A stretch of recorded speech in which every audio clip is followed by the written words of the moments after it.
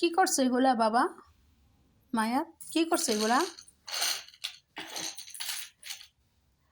তো আসসালামু আলাইকুম, সবাই কেমন আছেন? দেখেন, ছোট বাচ্চারা বাসায় থাকলে বাসায় কখনোই আমরা গুছায় রাখতে পারি না। যার যার বাসায় বাচ্চা আছে তারা অবশ্যই এইগুলো ফেস করতেছে। আর ফেস করবোই না কেন বলেন? এদের তো কোথাও খেলার জায়গা নেই, কিছু না।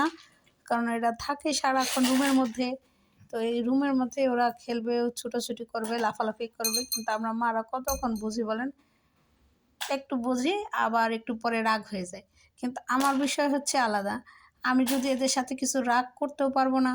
রাগ করলে দেখা গেছে এরা কান্নাকাটি করবে, আর নিচতলা থেকে আমার মেজো মামি দৌড়ায় চলে আসবে। এই যেমন ধরেন, দুপুরবেলা আমার মেয়ে, আমার এক বাড়ি আন্টি ওনার বাসায় গেছে, তো ওর সাজা টাজা দিছে। তো ও তো ভয়তে সে যে আম্মু তো আমার বকা দিবে, ও সিঁড়ি দেয় কান্না করতে করতে উঠতেছে। আর আমার মামি হচ্ছে নামাজ পড়তেছিল। এখন ওনার কানে গেছে ওর কান্না। সো কান্না শুনে উনি তার নামাজ বন্ধ করতে পারতেছে না। তো বাসায় আসছে পরে, তো আমি তো ইচ্ছা মতো বকা দিচ্ছি যে চোখ মুখের কী অবস্থা করছো। ও তো আরও কান্না। তো মামি নামাজটা কোনো রকমে শেষ করে মামি নামাজের ড্রেস পরেই দৌড়ে আসছে। এইভাবে মারতেছে মেয়েটাকে, এইভাবে মারতেছে, আমি নামাজও পড়তে পারতেছি না। পরে আমি বলতেছি যে ওটা আমি বেশি তো মারি নাই, একটা থাপ্পড় দিছি শুধু। তো এখন চোখ মুখ কী করে আনছে বল, তাই বলে তুমি মারবা? ও কি বুঝে? ও কি বুঝে? মানে ওনার জন্যে আমার দুই মেয়েরে আমি কিছুই বলতে পারবো না। আর আমার দুই মেয়ে হচ্ছে গিয়ে আরও আহ্লাদি হয়ে যায়, তো জানে যে আছে। আমি হচ্ছে এই রকম মানে গ্যারাকলের মধ্যে পড়ে গেছে। দেখেন, আমি হচ্ছে যে কিছু অর্গানাইজেশন করতে চাইছিলাম। এই দেখেন, আমি চেয়ার দিয়ে সোফার মাপও নিয়েছি।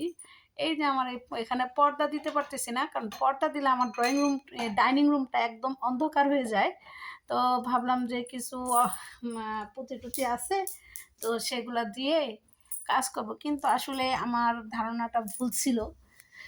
কারণ যে পুঁথিগুলো ছিল, এই যে আমি কাজ করতেছি, সেই পুঁথি দিয়ে মাত্র যে মাপ নিয়েছিলাম, মাত্র দুটা মালা, আপনার হয়তো বা টেনে মেনে দুইটা মালা হবে, এর বেশি হবে না। কিন্তু এখন আমার আরও কিনতে হবে, কারণ যেটা আমি ভেবেছি যেটা করব, তো ইনশাল্লাহ করবই করব।